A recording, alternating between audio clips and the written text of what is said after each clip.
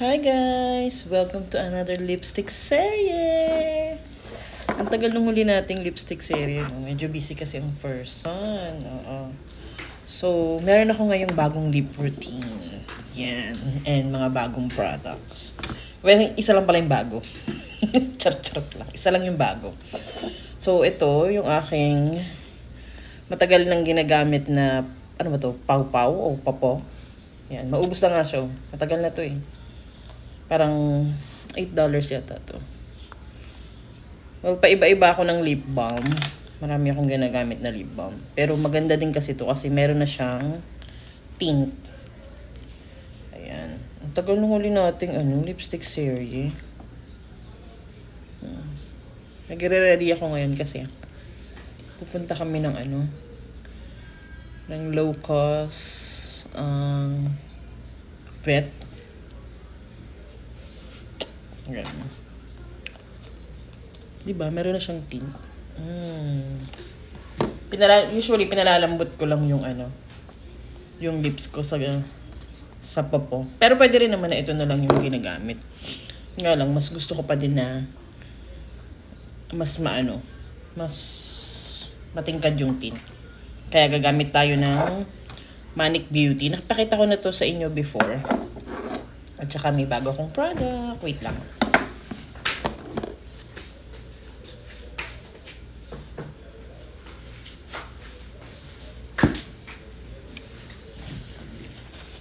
Yan, okay na siya. So, itong Manic Beauty na Magic yata yung shade nito. Actually, inuubos ko na lang siya kasi hindi ko siya masyadong gusto. So, ang ginagawa ko na lang. Dahil maganda yung niya. Yung shade niya. Ayan. Ang hindi ko gusto dito, hindi siya kumakalat, girl. Saan na siya sa taas? Oh, wala. Diba? Hindi siya kumakalat. So, ang ginagawa ko, ito na lang yung pang second layer ko. And then, may bago tayong lip product. This one is from Gucci. Ayan. Maubos ko na sa tingin nyo, ang lalim na. Bago ko napakita sa inyo, ang lalim na. Kasi matagal ko na to nabili. Parang December. Kaso, natamad kasi ako mag-video. Oo. So, ayan. Ito naman ang iniibabaw ko. Ayan. Ayan siya. Minsan, konti lang nito yung nilalagay ko para medyo gradient. Pero ito siya, oh. Girl, ang ganda. Diba? Fresh lang. Ito, medyo thick yung kanyang formula. Kaya maganda siya. Yun nga lang, ang mahal. Parang $40 yata to. 40 something. Parang gano'n. So, ito pa nga yung kanyang paper bag. Ayan. Laki ng paper bag, pero isa lang yung binili, no? Tapos marami siyang freebie. Meron tayong Gucci dito na parang makeup bag. Oh. Gucci Beauty makeup bag. Tapos meron din siyang mga pa-free na mga ganyan. Mga collection ko din yan eh. Yung mga pabango na free sample. Ayan, marami siyang laman. Parang 1, 2, 3, 4, 5. Ayan, 5 best yung libre niyang I think it's because yung Christmas season nun. So ito pa, may 3 pa. O diba? Marami rin kasi ako nun. Ayan yun. Marami din ako yan. Ito siya yung mga collection ko. Ng mga pabango. Na mga sample. Ito naman, Louis Vuitton. Ayan. O diba? Kaloka. Ang dami. So susunod na pakita ko sa inyo yung mga pabango ko. Kino-collect. Hindi naman masyadong marami. Pero yeah. Ito, meron din siyang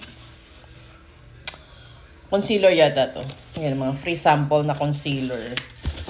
And then, asa na to? Meron din siyang libreng serum. Ayan, tingnan natin. Ayan, yung serum. Hindi ko pa ito nagagamit. Kasi may ginagamit akong The Ordinary. And gusto ko yun siya. Tapos, meron pang isa na pabango. Galing siya dito sa Gucci Guilty. Ayan. Dami ko na. And then, merong mini lipstick. Actually, dapat ito lang yung bibilin ko. Meron siyang tatluhan, pero sabi niya may free naman. So, ito na lang.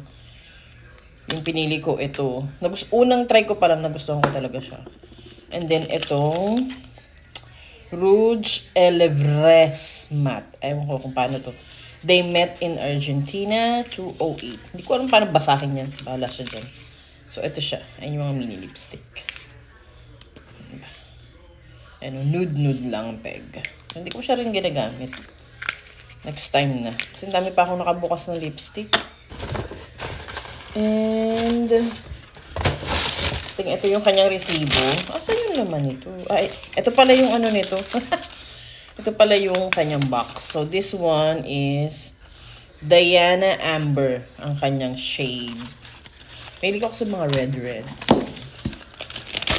So, pag binayaran ko dito ay $47. Yun. $47 siya. Plus tax. Syempre. Times yun na lang sa 8.25%. So, yun lang naman. Alis na kami. Bye!